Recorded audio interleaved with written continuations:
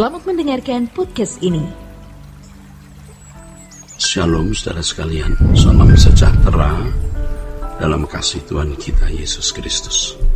Kebenaran hari ini berjudul proses bertahap. Kalau Tuhan Yesus mengatakan bahwa orang kaya sukar masuk surga, bukan berarti orang miskin mudah masuk surga. Orang-orang miskin secara materi yang masih ingin kaya karena berharap kekayaan dapat membahagiakan dirinya adalah orang-orang yang juga sukar masuk surga.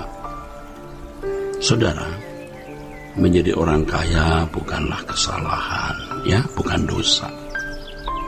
Ya, idealnya justru sebaiknya orang percaya juga kaya secara materi. Kekayaan bisa membuat seseorang lebih efektif bagi pekerjaan Allah. Oleh sebab itu, kalau seseorang menjadi kaya, bukan supaya lebih bernilai dan memiliki firdaus di bumi dengan fasilitas uang tersebut, melainkan karena dengan uang yang banyak, ia bisa berbuat banyak pula bagi Tuhan dan efektif bagi pelebaran kerajaan Allah, saudara. Nah, saudaraku sekalian, dalam hal ini firman Tuhan mengatakan orang percaya harus memuliakan Allah dengan hartanya. Sejujurnya, saudaraku, sangat sedikit orang kaya yang memuliakan Allah dengan hartanya.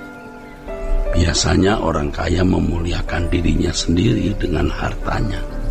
Orang kaya dalam Matius 19 ayat 21-23 diperintahkan untuk menjual segala miliknya, kemudian memberikannya kepada orang miskin, lalu mengikut Yesus. Karena ia tidak bisa mengikut Yesus kalau tidak melepaskan dirinya dari segala miliknya, maka ia lebih memilih harta daripada Yesus. Nah, dalam kenyataannya ini banyak orang seperti itu, terbelenggu oleh kekayaan sehingga tidak mau mengikut Yesus.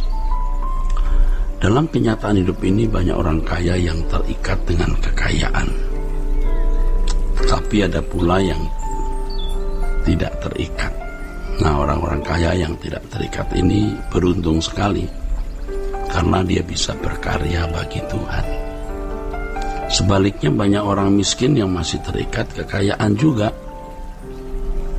Dengan demikian, baik orang kaya maupun orang miskin yang masih terikat kekayaan adalah orang-orang yang sukar masuk surga.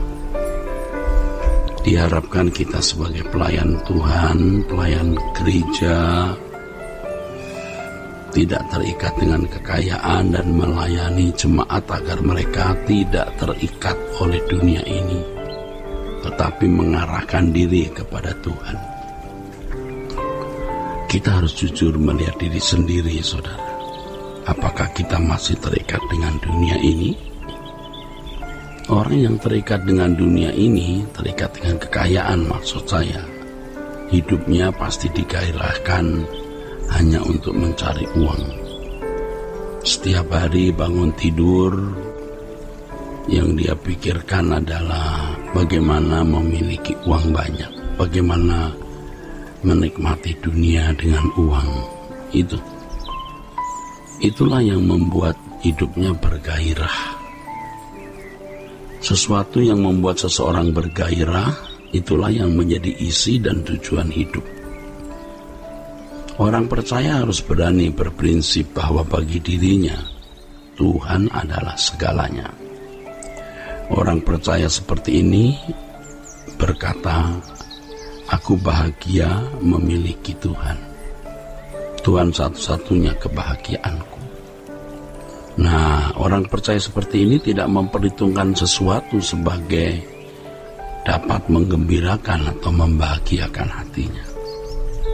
Orang percaya yang memiliki sumber kebahagiaan selain Allah berarti memiliki berhala atau ilah lain. Inilah yang Alkitab katakan sebagai perzinahan atau percabulan rohani. Kalau ada orang Kristen terkadang seperti ini, berarti ia tidak menjadi perawan suci di hadapan Allah. Ini berarti juga orang tersebut tidak layak menjadi mempelai Tuhan. Saudara, sebagai orang percaya, kita harus memiliki langkah yang berani dengan berprinsip bahwa Tuhan satu-satunya kebahagiaan kita.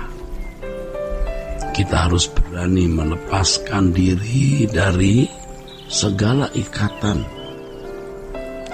dunia juga. Kemudian lambat laun selera jiwa kita pasti berubah. Dalam hal ini ya memang dibutuhkan proses. Perubahan diri tidak bisa berlangsung secara cepat atau instan, saudara, tidak bisa instan ya. Kalau kita membaca Alkitab dari kitab Kejadian ya mengenai penciptaan alam semesta, tampak sekali tatanan Allah, yaitu Allah bekerja dalam proses bertahap. Tatanan ini juga berlaku dalam proses pendewasaan. Tidak ada cara mudah untuk menjadi dewasa atau tidak ada cara gampang untuk menjadi seorang yang berkenan kepada Allah. Salah satu ciri dari ajaran yang tidak sesuai Alkitab adalah keselamatan sebagai sesuatu yang dapat diterima atau dialami secara instantly. Keselamatan harus dipahami sebagai suatu proses, saudara, yaitu usaha Allah mengembalikan manusia ke rancangannya semula. Hal ini bukanlah hasil penentuan Allah atas individu-individu tertentu, melainkan respon individu tersebut terhadap keselamatan yang Allah sediakan ya dalam kehendak bebas masing-masing individu tersebut.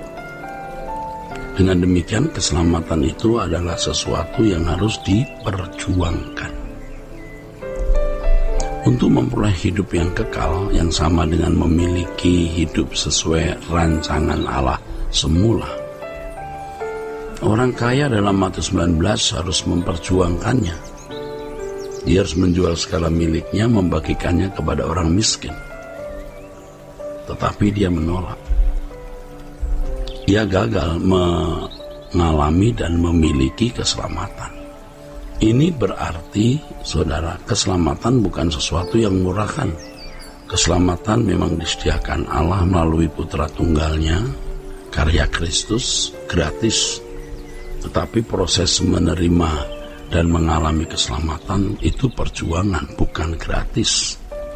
Seandainya orang kaya di Matius 19 tersebut menjual segala hartanya dan membagikannya kepada orang miskin, bukan berarti secara otomatis selera jiwanya berubah lalu dia menjadi dewasa. Tetap harus ada proses untuk terlepas dari ikatan dunia ya.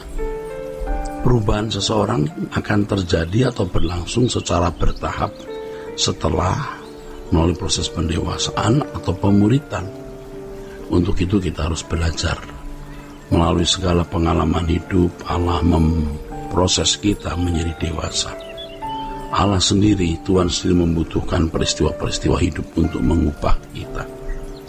Dan respon setiap individu itu yang menentukan apakah dia bertumbuh dewasa atau tidak. Oleh sebab itu, jangan menunda memberi diri di proses Allah untuk dikembalikan ke rancangannya semula.